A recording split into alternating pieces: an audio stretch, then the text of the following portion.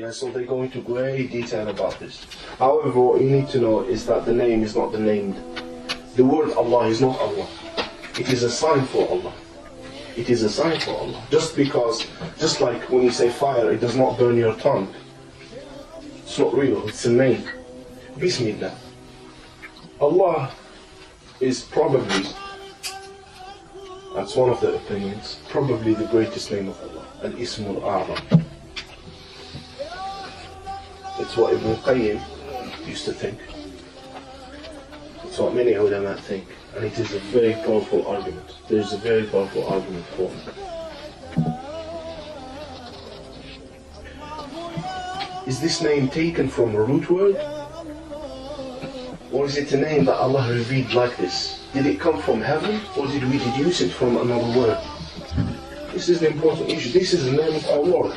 This is the name of the being for which we give everything in our lives. So it's important to know what His name means. Where did it come from? So where did it come from? Some people say, actually, it existed in ancient languages, like in Aramaic, in Hebrew, because they went to the Bible and they saw in the Old Testament the prophets, the old prophets, saying, calling Allah Elohim. And this is in Hebrew, Elohim. The im at the end is for greatness, yeah? It's for respect. So they call him Eloh, and that sounds a lot like Allah, doesn't it? Yahya alayhi salam or Isa alayhi salam, when they used to talk about Allah, they probably called him Allah. That's the Aramaic for Allah. See, so they thought, no, this name always existed. With few variations, but it always existed. It came from Allah, it came from heaven. And some people say, no, actually, it is deduced from words.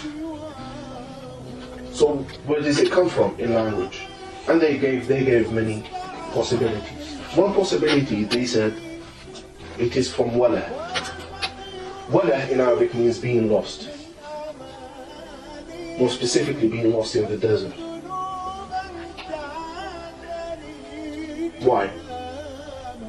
They said because Allah, if you try to think about Him, if you try to think about His attributes, if you try to think about His being, you will be lost. You will get lost.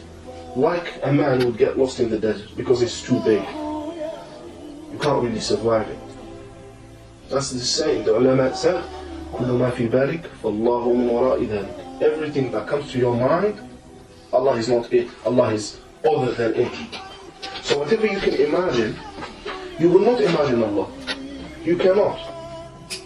This is how you will reject this shubha of the shaitan. Shaitan will come to you, he will put images in your head. You feel very sad, subhanAllah. Maybe there's something wrong with me. No, there's nothing wrong with you. Shaitan will come to all of us with these images or with these ideas. The point is to seek refuge from Allah. You say, A'udhu billahi minash shaitanir rajim. You say not to go with it. But these images, they come to your head. One of the ways to know that this is just a shubha from the shaitan is to know that whatever you can imagine, Allah is not like that. Even if you had the most imaginative mind, even if you were an artist or whatever, you cannot imagine anything near Allah, let alone Allah Himself. And Allah in Islam gives you parables for you to understand. He says that Jannah, and it is one of the creatures of Allah. Jannah, no one can imagine. No one can know what it is to be in Jannah. No one can imagine what the grapes of Jannah taste like or look like. No one can imagine what the air of Jannah smells like. And it's just a creature. How about the Creator Himself? The same thing with Ruh, the soul. No one knows what the soul is. No one really said anything of substance about the soul.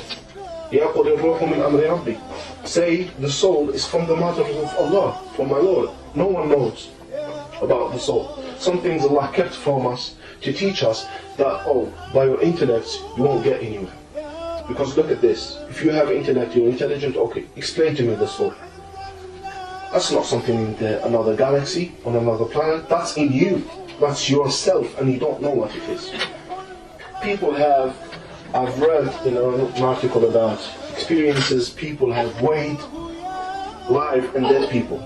So someone is alive, they know his weight, and then after he dies, they weigh him again and they see the difference. There is a difference, grams, only few grams, 20 grams, 19 grams of difference that goes from him when he dies. Yeah? The same amount, subhanAllah, the same weight you lose when you sleep. When you sleep, you lose that weight. And it makes sense because Allah Azza wa Jalla tells us that He takes our souls when we sleep. So maybe that's the weight of the soul, maybe not. That's the point, we don't know. Yeah, so wala, Allah comes from the word wala because it's being lost. You will be lost in the knowledge of Allah if you try to imagine Him, or if you try to figure out how He is. You won't get anywhere. Another possibility is from la